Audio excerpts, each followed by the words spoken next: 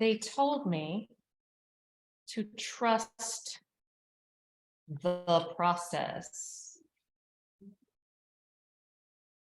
And by them, I mean the leaders of my graduate program in teaching, my principals, the administrators of my graduate program in political science, and the instructors at seminary.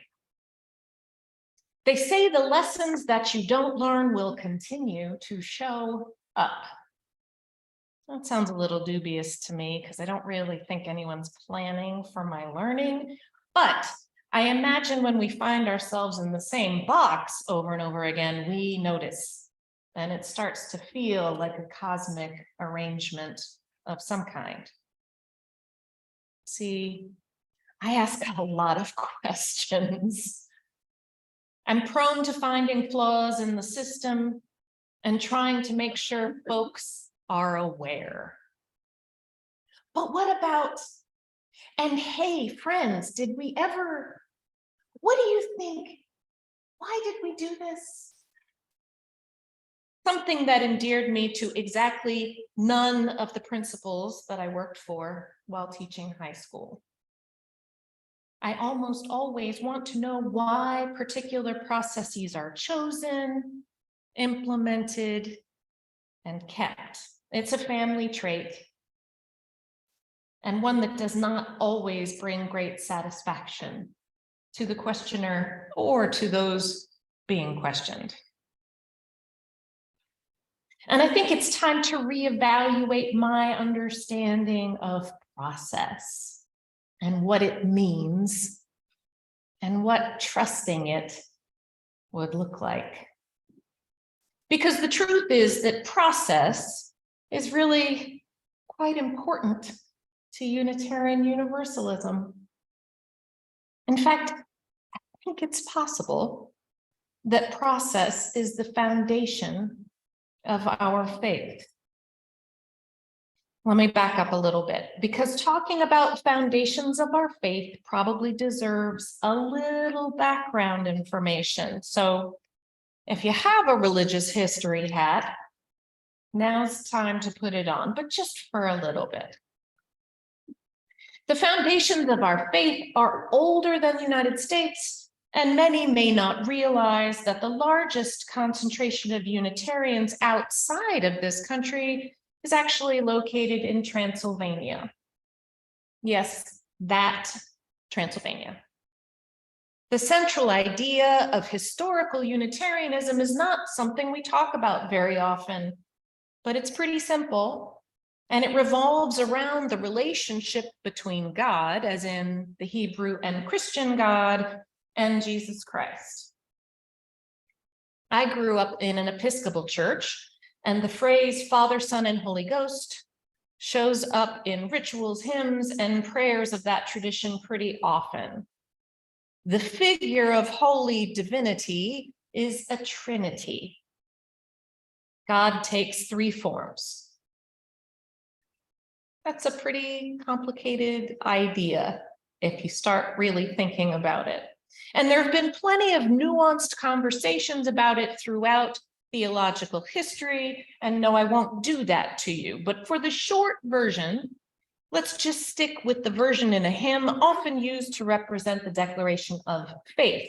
Holy, holy, holy, merciful and mighty, God in three persons, blessed Trinity. The foundations of our modern faith tradition of Unitarian Universalism were poured by people like 4th century heretic and Alexandrian priest Arius, who insisted that divinity could not be divided in this way. That while potentially divine himself, Jesus Christ was a separate human entity. This opinion led to a huge controversy, and ultimately the result of the argument was the declaration of Arius as a heretic and his exile by the Council of Nicaea, as well as the adoption of the Nicene Creed as a statement of faith by what would become the Catholic Church and the repetition of which is why I stand here today. This creed is still recited. It was drafted in the year 325. 325. For those of you interested in the math, that's 1,698 years ago. Arius's notion survived and was claimed by the Socinians in Poland and Transylvania, who came to be known as Unitarians, as well as by 18th and 19th century religious thinkers in Western Europe and the US, including William Ellery Channing, a prominent early advocate of Unitarian Christianity in the United States, who declared his faith and inadvertently and unwillingly became one of the founders of our modern movement with his sermon entitled Unitarian Christianity at an ordination in my beloved Baltimore in 1819. Channing is known for foundational work on our denomination's approach to religious education, for his abolitionism, and for his insistence that Unitarian orthodoxy would be as oppressive as any other orthodoxy if it became a formalized denomination. That's a good one to keep in a file folder. He said, I call that mind free, which jealously guards its intellectual rights and powers, which calls no man master, which does not content itself with a passive or hereditary faith, which opens itself to light whencesoever it may come. Channing could not, in spite of his misgivings, let the sleeping dog of Trinitarian Christianity lie. It simply did not make sense to him, and he found no support for it in the Bible. Much like his early predecessor, Arius, he found it to be an invention of the early church. I do not raise Arius this morning because modern day Unitarian Universalists are required to agree with him. I raise Arius this morning because of his seeker's heart and his questioning mind. I raise him because of his audacity to meet certainty that was upheld by the state with curiosity. It is that audacity that I see in most of the UUs that I know. A tendency when confronted with declarations of how things are or how they must be, to pause and ponder, to ask questions, and to do the thing that is almost always necessary and unpopular, to add nuance, to add conditions and details, to recognize the limits of human knowledge, and to acknowledge the progress of science and culture, to ultimately say, are we sure? Does this line up with our understanding of what is good? Does this promote acts of love and justice? Does it reflect or help the world we can see? Now, before I get ahead of myself and before we get too impressed with ourselves as a denomination, I'm not suggesting that other folks don't engage in this kind of thinking. I am, however, suggesting that we Unitarian Universalists engage in the process of applying that thinking to our larger movement with greater frequency and with a looser grip on the dictates of our past than other faith traditions. This is why we don't say the Nicene Creed. If you disagree, feel free to pause, ponder, and ask questions during coffee hour. But don't occupy yourself with dissecting it now, because this is merely the platform for the point today. We are a people who question, swimming in a culture that has been mired in a stew of toxic certainty. We are not alone as the only questioners, but the public discourse is dominated by those with the loudest frequency, those with the certainty that can be comforting in times as stressful as these last several years have been, and those who would take advantage of that stress and uncertainty. Our high-volume, rage-filled public discourse revealed 140 characters at a time, or through emoji and visual effect, does not leave much room for nuance, for details, for questions or conversation. The divide in our politics and in our culture swallows plans for improvement and upends possibilities before they're even explored. The temptation to build a blanket fort and simply wait it out can be overwhelming. Blanket fort dweller here. This has been and continues to be a tough time for seekers. It can be hard on the heart, and there is so much work to do. And so I want to return to this idea of process and how it can help those seekers' hearts.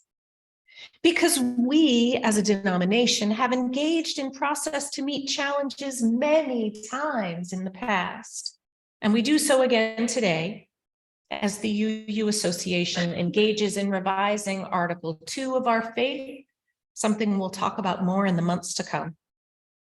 And I would suggest that our willingness to meet challenge and change with process is what makes us not just who we are, but helps us to, as a larger body, stay true to our values in an ever-changing world.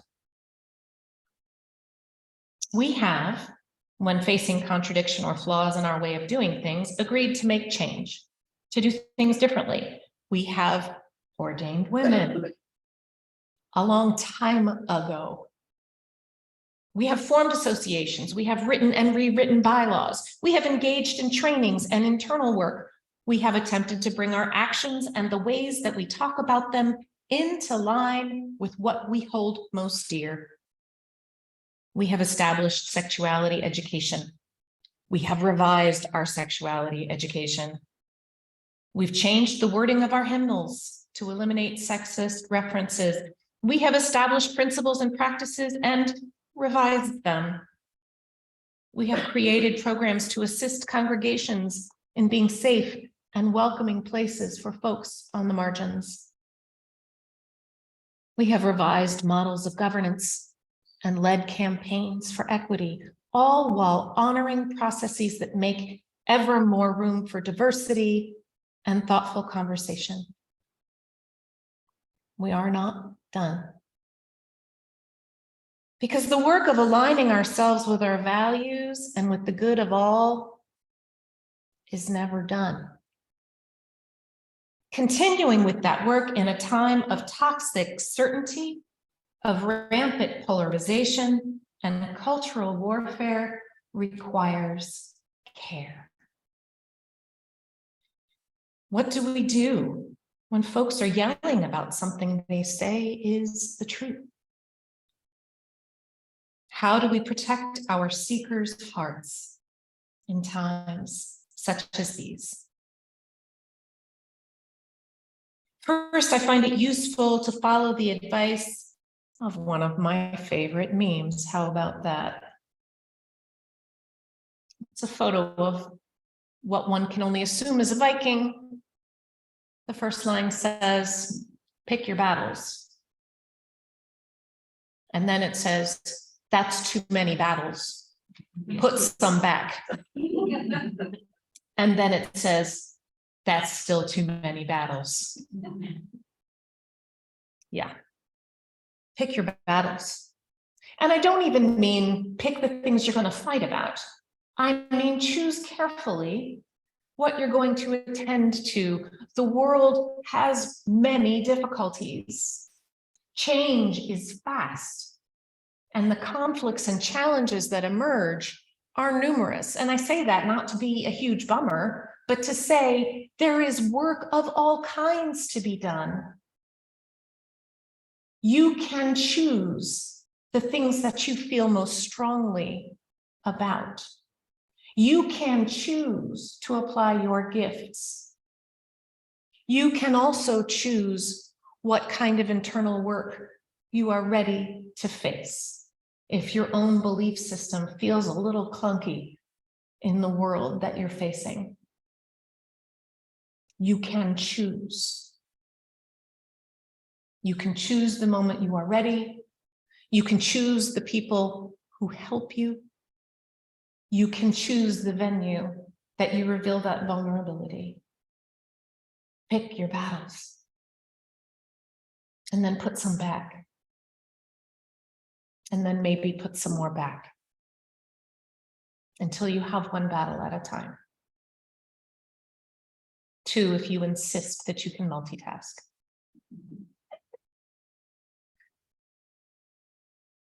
Beyond that, when we've narrowed our chosen battles in a way that feels honorable, setting aside those that might require us to engage with folks who deny our identities or who are in the middle of some kind of rage, we follow our process. So what is that? We have pointers to our process throughout our principles, throughout our sources, values of equity and anti-oppression, science and experience, in addition to tradition, democracy, and inclusion. There's a lot of how, but that doesn't really create a process. It feels sort of higgledy-piggledy. So I offer you a process documented by Joanna Macy in her work to create a more sustainable and just future. Her book, Active Hope, documents this in detail.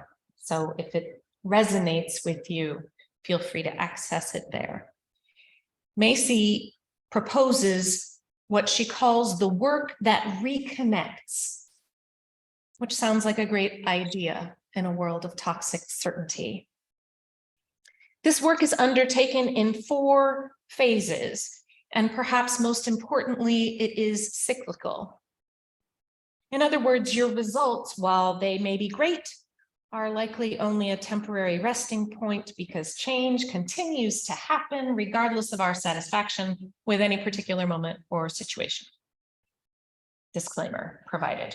The first phase Macy offers is gratitude. I admit I may have rolled my eyes a bit at this starting point because of the way that gratitude dominated self-help talk circles for a while, but I've come to understand it is a tool for taming my cynical heart. It's a painful tool for taming my cynical heart. When I am confronted with conflict, I really would much rather just focus on winning. I like to win. But if I'm grateful for the moment, for the contradiction, even for the person making me see a problem that I hadn't identified or that I hadn't recognized as important, that competition eases. And there's suddenly a kind of internal spaciousness. I can slow down. I can listen. I can interrupt any fight or flight stuff I might be in the middle of. I can face the current reality. And really, isn't that more helpful? So I try to introduce some gratitude as a doorstop for the closing of my heart to people and problems that I'd rather not deal with, which is what winning would mean. Next, after embracing that gratitude, we take the second step of honoring our pain. We allow the sorrow that can come with living in such a tumultuous time, with the willingness of so many to engage in speech and action that is hateful and exclusionary, perhaps guilt or discomfort over things we ourselves have done or left undone that have contributed to this toxic stew that provides neither solution nor comfort to most.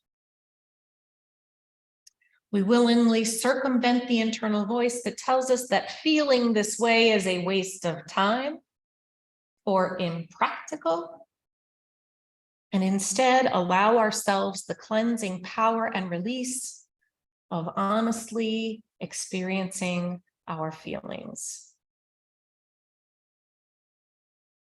Blech. If we're still standing after that, the third step tends to follow kind of naturally from the first two. Relieved of the burden of our feelings and the need to fight, we can see the situation with fresh eyes. If you've been the kind of person who can engage in a good cry, you know exactly what I'm talking about. When your breathing slows a little bit and the urgency dies down, you may even say something like, I'm going to be okay. Those are the fresh eyes.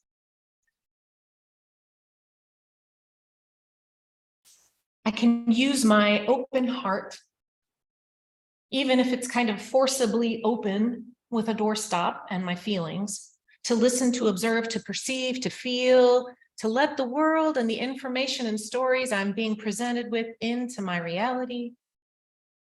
I can have wonderings and questions prompted by genuine curiosity, increasing nuance in our own understanding, adding detail to the shared space of consideration. It's a good space to perceive not just stories and narratives, but the feelings that are being played out in them.